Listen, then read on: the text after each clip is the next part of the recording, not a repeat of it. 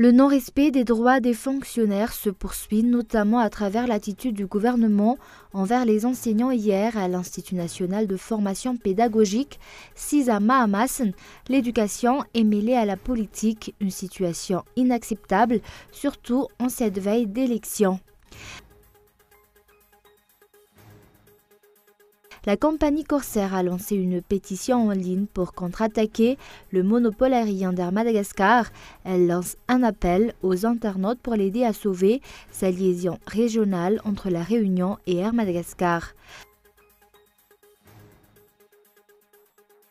Paris et Londres réclament une réunion en urgence du Conseil de sécurité. La situation dans la Ghouta inquiète. L'armée continue les bombardements et l'aide humanitaire est suspendue.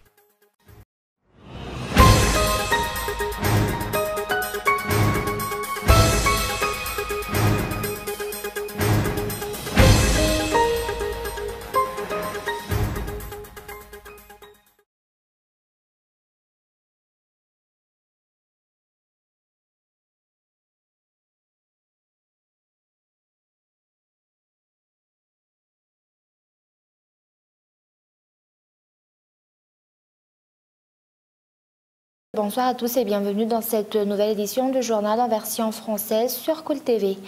À la une, le non-respect des droits des fonctionnaires se poursuit notamment à travers l'attitude du gouvernement envers les enseignants hier à l'Institut national de formation pédagogique Cisa Mahamassen. L'éducation est mêlée à la politique, une situation inacceptable, surtout en cette veille d'élection. Reportage.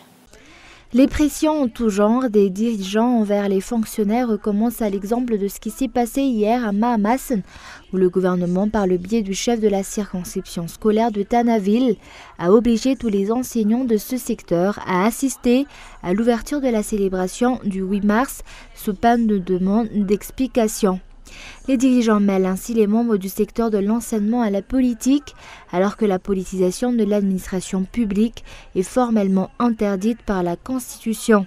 Les gestes du couple présidentiel auprès des enseignants d'hier traduisent tout simplement le retour de l'autoritarisme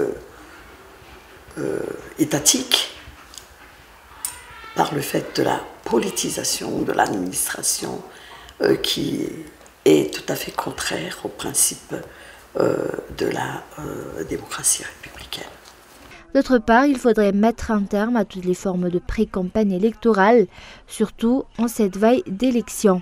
Il est grand temps de mettre vraiment de l'éthique dans la manière de faire de l'exécutif. Nous sommes dans une année électorale. Et je pense que nous devons vraiment cesser toute forme de politisation de l'administration. Il est vraiment malheureux de constater que les fonctionnaires sont abusés en tant que fonctionnaires par des actions qui ont vraiment une coloration politique. Et donc nous nous levons contre cette pratique et nous estimons que si le délai de pré-campagne n'est toujours pas fixé pour le reste, il est temps de cesser de manipuler et de politiser les fonctionnaires et l'administration. L'exploitation des fonctionnaires par les dirigeants en tant qu'outil politique lors de la période électorale a toujours posé problème depuis la présence du ministre de la Population, Untina Rial, à cet événement hier, a également surpris les observateurs, puisqu'avant d'être nommé membre du gouvernement, cette ancienne journaliste faisait partie de ceux qui luttaient vivement contre la politisation de l'administration publique. La présence d'un représentant du programme des Nations Unies pour le développement a également soulevé de nombreuses interrogations. L'opinion publique se demande alors si cela signifie que cette branche des Nations Unies est en accord avec cette situation. Rappelons que le PNUD est déjà assez mal vu par les Malgaches pour s'être ingéré dans la mise en place et la réalisation du processus électoral de 2013. Les journalistes de Cool TV ont tenté d'obtenir un entretien avec ce représentant du programme des Nations Unies pour le développement aujourd'hui, mais sans succès. Et aujourd'hui encore, des agents publics de nettoyage portant des t-shirts HVM ont été remarqués à Nous. L'opinion publique se demande alors ce que tout cela signifie. Et la réclamation d'un nouveau chef de file pour la justice malgache, c'est une des conclusions issues de l'Assemblée générale extraordinaire du syndicat des magistrats de Madagascar qui a eu lieu ce jour. Et d'autre part, les membres de ce syndicat continuent de souligner l'existence de nombreuses infractions à la loi notées au niveau du pouvoir judiciaire. Reportage de Mien Tarangianev. Une politique de la terreur, c'est ce qui est appliqué aux magistrats actuellement, d'après le syndicat des magistrats de Madagascar, lors de l'Assemblée générale qui s'est tenue aujourd'hui. L'arrestation d'un magistrat, suite à l'affaire Ousinarfa, est une preuve des bévues notées au niveau de la justice. De nombreux points ne sont pas respectés, à l'exemple de l'ingérence du pouvoir exécutif dans les affaires judiciaires.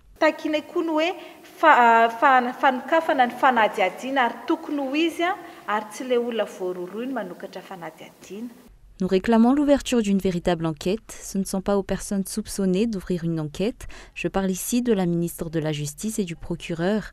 Ces derniers devraient être enquêtés et non faire partie des enquêteurs. D'autre part, par rapport aux emplois de l'État, le chef de cour suprême et le chef de juridiction n'en font pas partie. Ce qui signifie que ces nominations par décret pour des postes au sein du pouvoir judiciaire sont une ingérence du gouvernement dans les affaires du pouvoir judiciaire.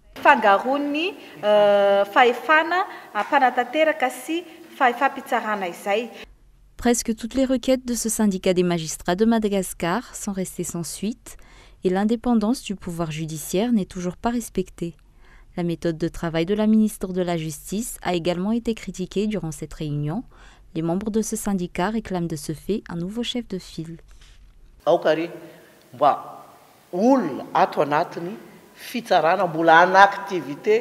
Le chef de file du pouvoir judiciaire devrait être une personne issue du corps de la magistrature et qui soit en pleine activité, qui maîtrise totalement les affaires au niveau de la justice et non une personne au bord de la retraite qui n'a plus ni écoute ni compréhension. En général, lorsqu'on est sur le point de prendre sa retraite, on a parfois tendance à appliquer l'adage « après moi le déluge ». Notre requête porte sur des critères et non sur une personne. L'affaire Ousinarfa n'est pas le premier cas où des problèmes au niveau de la justice ont été notés. De nombreux hauts fonctionnaires de l'État ont été, à plusieurs reprises, soupçonnés d'être mêlés à des cas de laisser-aller, voire de corruption, à l'exemple de l'affaire Claudine Razay-Mamoundzi. Et pourtant, jusqu'à ce jour, aucune mesure stricte n'a été prise face à ce genre de situation. Et pourtant, le Bureau indépendant anticorruption a déclaré que l'inexistence d'une justice indépendante est la première source de corruption. Et actualité économique, la compagnie Corsair a lancé une pétition en ligne pour contre-attaquer le monopole aérien d'Air Madagascar. Elle lance ainsi un appel aux internautes pour l'aider à sauver sa liaison régionale entre La Réunion et Air Madagascar. Le bras de fer entre les deux compagnies se poursuit. Reportage de Lily Rabiat. La compagnie Corsair, qui est sur le point de perdre ses droits de trafic entre La Réunion et Madagascar, a lancé une pétition en ligne pour pouvoir continuer à desservir la Grande Île. Le droit de trafic de Corsair sur la ligne Madagascar-La Réunion devrait prendre fin vers fin mars suite à la décision de suspension prise par le gouvernement malgache face à la demande de la compagnie Air Madagascar en partenariat avec Air Austral. La compagnie nationale accuse Corsair de céder à la pratique des prix de dumping. La compagnie française continue de revendiquer le maintien de ses droits de trafic et a donc fait appel aux internautes pour conserver cette desserte. Cette suspension va entraîner une hausse du coût des tarifs pour cette liaison d'après Corsair. Le mois dernier, une réunion avec les autorités civiles françaises et malgaches s'est tenue à Paris, mais sans résultat, puisque l'État malgache persiste dans sa décision. Mais également dans l'actualité de ce jour, le taux de revérification par les citoyens de leurs inscriptions sur la liste électorale est plutôt faible. Plusieurs jours se sont écoulés depuis le retour de la liste électorale dans les Fouktan. Pour le Fouktan d'Anatiazu Issouch, auprès duquel une enquête a été menée, moins de 5% des électeurs ont procédé à cette revérification. Reportage. Depuis le 27 février dernier, les électeurs ont de nouveau l'occasion de vérifier leur inscription sur la liste électorale auprès des Fouktagnes et pourtant, peu d'entre eux ont procédé à cette vérification. En ce qui concerne le Fouktagne Anatiaz Issouch, où une enquête a été menée, les personnes ayant effectué cette vérification sont pour la plupart des citoyens venus au Fouktagne pour régler des papiers administratifs. Ce qui nous a le plus surpris, c'est de voir que certaines personnes étaient inscrites sur cette liste il y a peu. Mais actuellement, ce n'est plus le cas, alors que ce sont des citoyens qui sont inscrits comme électeurs dans notre quartier depuis longtemps. Nous ne savons pas si ce problème provient de celui qui fait la saisie ou d'ailleurs. C'est pour cela que nous incitons fortement les électeurs à passer pour vérifier leur inscription. En général, plusieurs raisons en fonction de chaque citoyen sont à l'origine de ce faible taux de vérification. En ce qui me concerne, je ne lis pas les journaux, je n'ai pas le temps de suivre les infos, donc je ne suis pas vraiment au courant des actualités. Les membres du Fouktagne n'ont de cesse d'inciter des électeurs à revérifier leur inscription. Il en est de même pour ceux qui œuvrent dans la protection du droit de l'homme ainsi que de la société civile qui suit de près le processus électoral. Voter est un droit et un devoir pour chaque citoyen et pourtant, ce dernier ne pourra pas participer à l'élection sans être inscrit à la liste électorale. Et avant de passer aux actualités internationales, aujourd'hui est célébrée la journée mondiale de la météorologie avec comme thème temps et climat préparé. Le service de la météorologie de Madagascar a décidé de marquer cette journée. Météo Madagascar a donc prévu d'organiser au cours de ces prochains jours plusieurs activités qui seront célébrées conjointement avec la 8e édition de la manifestation annuelle Une heure pour la planète, mise en place par WWF et dont le thème sera économisé pour durer. Les jeunes œuvrant dans la protection de l'environnement regroupés au sein de l'association Namakumtan du VVF, du ministère de l'eau, de l'énergie et des hydrocarbures vont prêter main forte à la Météo Madagascar pour l'organisation de ces événements. Et la coopération allemande sera également de la partie. Et place maintenant aux actualités internationales. Paris et Londres réclament une réunion en urgence du Conseil de sécurité. La situation dans la Ghouta inquiète et l'armée continue les bombardements. L'aide humanitaire est suspendue. Reportage de France 24. À Douma, la distribution de médicaments et de nourriture aura été de courte durée. Le convoi d'aide humanitaire a passé seulement 9 heures sur place avant de se retirer à cause des bombardements du régime syrien sur ce fief rebelle. Les ONG avaient déjà dû revoir à la baisse leurs ambitions. Elles n'ont pas été autorisées à acheminer toute l'aide qu'elles auraient pu apporter. Nous avions prévu de l'aide pour 70 000 personnes et ce convoi ne va finalement pouvoir aider que 27 500 personnes seulement. Ce n'est malheureusement pas suffisant pour aider tous ceux qui sont dans le besoin. Le convoi avait pu entrer lundi à la mi-journée à la faveur du cessez-le-feu quotidien imposé par Moscou à son allié syrien dans cette région à l'est de Damas. Mais alors que l'armée syrienne a déjà reconquis plus d'un tiers de ce dernier bastion rebelle, elle n'a pas l'intention d'arrêter son offensive, entamée il y a un peu plus de 2 semaines. Dans la Ghouta orientale, assiégée par les forces pro-gouvernementales depuis 2013, près de 400 000 personnes manquent de tout. Et les musulmans pris pour cible au Sri Lanka, le pays proclame l'état d'urgence. Les violences ont fait au moins 2 morts et les bouddhistes sont pointés du doigt. Reportage de France 24. Sri-Lankais de confession bouddhiste qui aurait trouvé la mort lors d'une altercation avec 4 jeunes Sri-Lankais de confession musulmane. L'origine de cette altercation demeure très floue, mais en guise de représailles, les extrémistes bouddhistes ont décidé d'attaquer et d'incendier des commerces, des mosquées et des maisons dans lesquelles, et pendant ces attaques, un musulman a trouvé la mort. Et c'est pour ça que le gouvernement sri-lankais a décidé d'instaurer pour la première fois depuis la fin de la guerre civile en 2009 l'état d'urgence généralisé dans tout le pays. Des militaires, des centaines de policiers ont été déployés dans la ville de Kandy, dans la province du centre du Sri Lanka.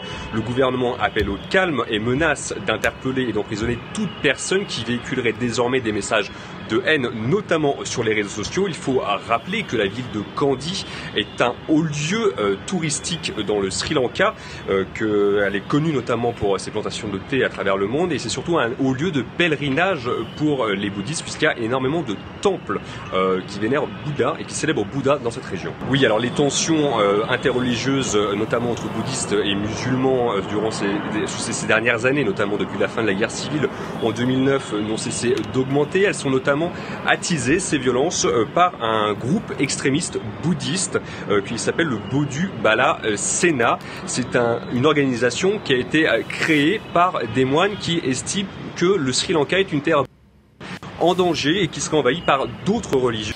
Et avant de se quitter, je rappelle les grands points de ce journal. Le non-respect des droits des fonctionnaires se poursuit, notamment à travers l'attitude du gouvernement envers les enseignants hier à l'Institut national de formation pédagogique CISA Mahamasna. Et la compagnie Corsair a lancé une pétition en ligne pour contre-attaquer le monopole aérien d'Air Madagascar. Elle lance ainsi un appel aux internautes pour l'aider à sauver sa liaison régionale entre La Réunion et Air Madagascar. Et Paris et Londres réclament une réunion en urgence du Conseil de sécurité. La situation dans la route inquiète. L'armée continue les bombardements et l'aide humanitaire est suspendue. Voilà, c'est la fin de ce journal. Merci de votre fidélité. Au revoir et bonne soirée.